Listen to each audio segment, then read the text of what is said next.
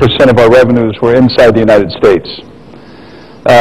Now, today in 2009, we have a $100 billion company outside the United States alone.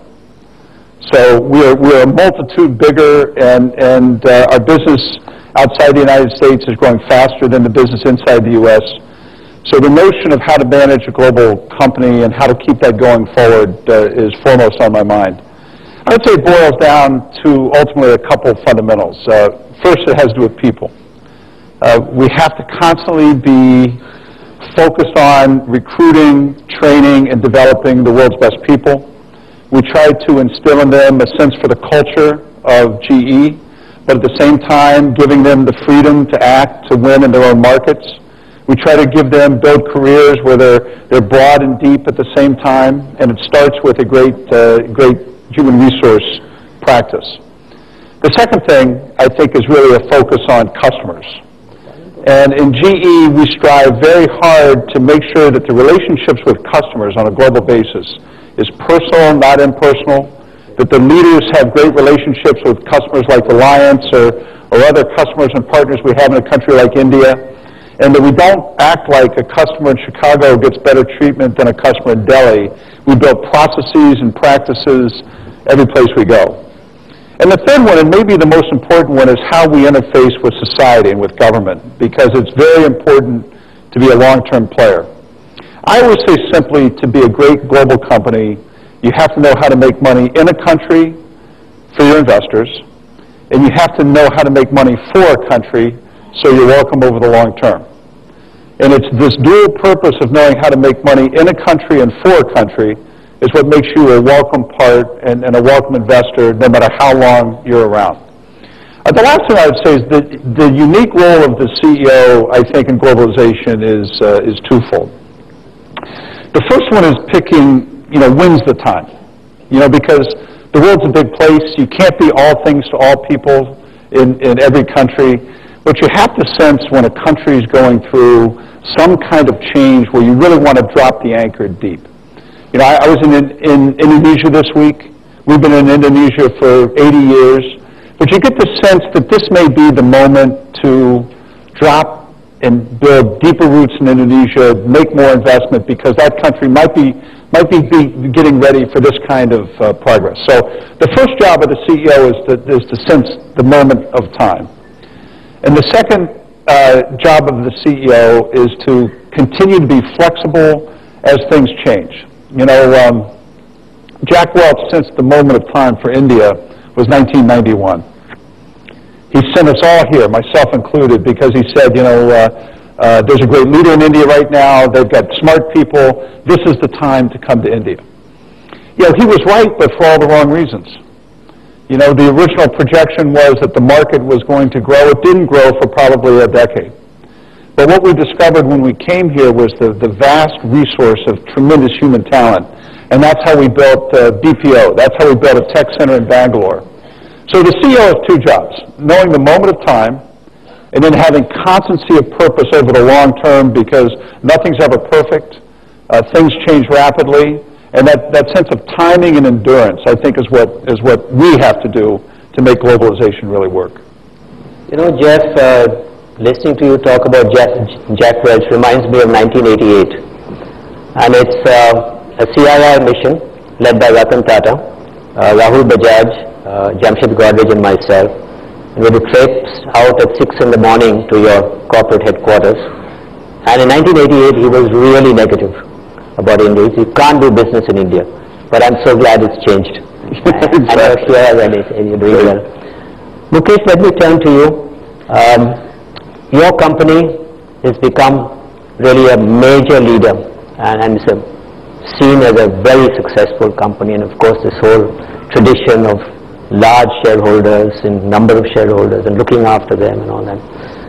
You are essentially focused on domestic business, but you are in a kind of business which touches the world, and the world touches you big time because you are really in energy and focused there. So how do you see the world? How does Reliance manage in this very complex situation? Well, Tarun, let me start by saying that how honored I am to be here I have grown up admiring General Electric. When I joined Reliance and my father, right, like Jeff said, Reliance was less than 80 crores in size, which is about $20 million, and I have been very fortunate to be part of a journey from 1980 for the last now nearly 30 years, where we have grown the company from 80 crores to next year in excess of 200,000 crores. Through this journey, I have always admired GE, and today for you to be in India and for me to be sitting along with you proves that there is an Indian dream that can also come true. An individual within India, however complex people think that India is, right? India is a great opportunity, and an ordinary man can build a world-class company. Through this journey, we have had the philosophy of my father that business has to have a purpose, and one of those purposes that's dear to my heart is really to meet a missing need in society. So if you see Reliance, we started off in textiles, and India had to move to synthetic textiles. If you follow the last 30 or 40 years, the textile industry has moved really from the West to Asia, and within that we identified that opportunity, we pursued that and pursued global competitiveness, making us today the biggest in polyester. So I still remember in the 80s in Delhi, where people would question us in terms of saying, can you really be globally competitive? Right?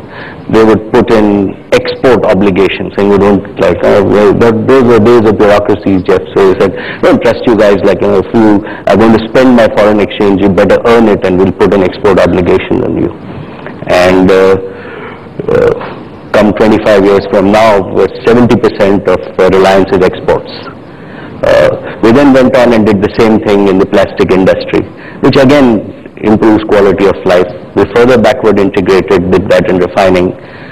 Short time we thought that the communication revolution is going to change the world, and India needs a much larger vision and a much faster vision. And again, I was very fortunate to build that from scratch.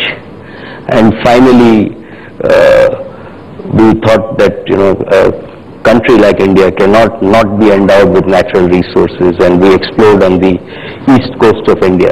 And now we proved to the world that the east coast of India is the basins, the hydrocarbon basins there are as rich as anywhere else in the world. So it has been a journey. What it has taught me is that if you empower young Indians, the energy and the competence in young Indians is second to none.